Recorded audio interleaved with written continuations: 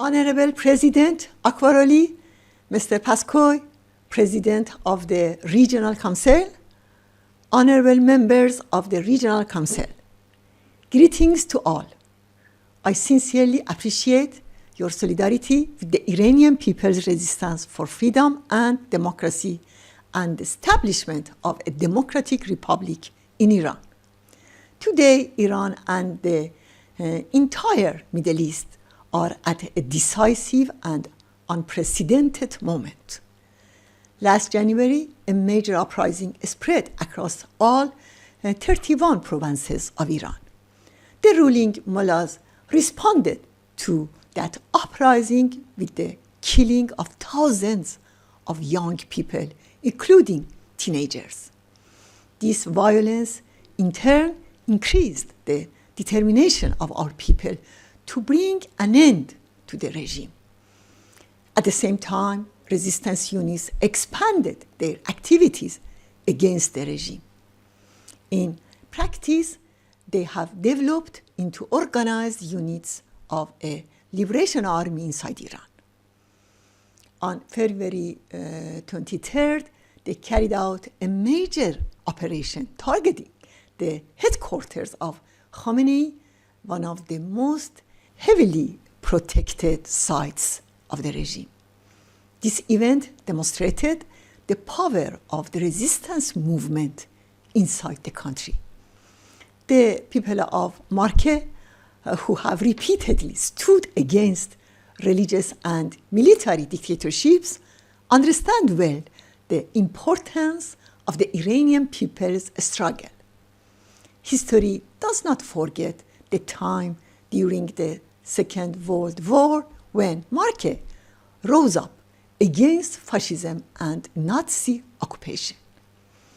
Workers, students, and women stood firm despite severe repression and joined resistance networks.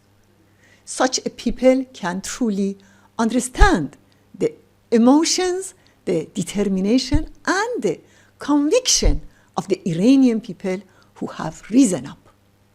Like all peoples who have risen up, our people face many obstacles in their pursuit of freedom. These include the repression of the ruling regime, also the attempts by remnants of the previous dictatorship to hijack the people's uprising. Fortunately, the Iranian people draw on 120 years of struggle for freedom. They have reached a level of political wisdom and progress that leaves no place for either religious or monarchical tyranny. Today, the regime stands on the brink of collapse. For this reason, it has turned to the execution of political prisoners. From March 18 to April 6, 13 political prisoners have been executed. 7 of them were brave, rebellious youths who took part in the January uprising. The other 6 were members of the People's Mujahideen Organization of Iran. They are regarded as heroes in the struggle to overthrow the religious dictatorship. Dear friends, we have welcomed the ceasefire in the war that began on February 28 over the regime's nuclear and missile programs. We hope that this temporary ceasefire, contrary to the wishes of the remnants of both the clerical regime and the Shah, will lead to a lasting end to the war. We also hope it will open the path toward peace and freedom. From the very beginning, the slogan of this resistance and its provisional government has been and remains peace and freedom. We also emphasize that the abolition of executions in Iran as a demand of all Iranian people must be included in any international agreement.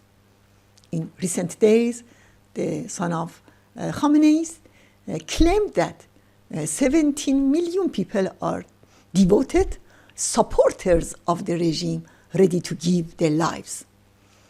In response, I stated that if this claim is true, he should accept free elections for a constituent assembly or for the presidency.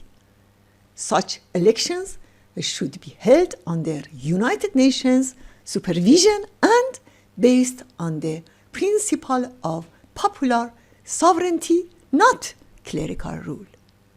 However, the ruling theocracy does not have the courage to accept this.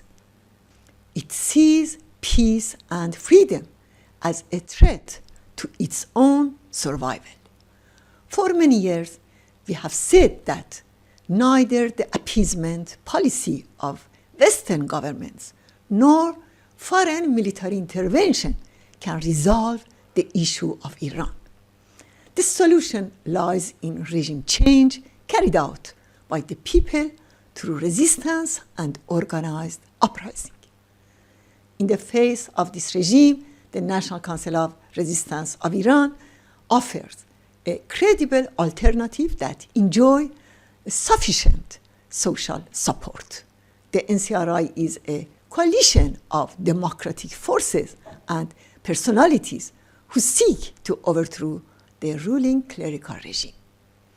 The 10-point plan of this resistance outlines the vision for a democratic republic in Iran. It includes principles such as the separation of religion and the state, gender equality, autonomy for ethnic groups, the abolition of the death penalty, and a non-nuclear Iran. The National Council of Resistance has also announced a provisional government to transfer sovereignty to the people of Iran. This government will ensure peaceful, orderly, and democratic transition of power to the people. We call on the international community to recognize the provisional government. Your long experience has shown that the standing of Marche and Ancona is not only due to their history, it also comes from their resistance to dictatorship and their struggle for freedom. Marche and Ancona have demonstrated that no system built on fear can endure. For more than 60 years, our resistance has remained steadfast in defending these same values. It has stood against both the monarchical and the clerical dictatorships. Today, it represents hope for the future.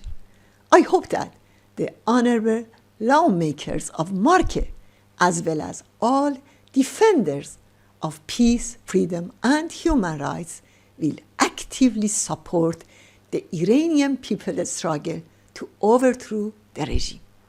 I also urge you to encourage the Italian government to close the regime's diplomatic missions and pressure the regime to stop the execution of political prisoners and protesting youth. Thank you all.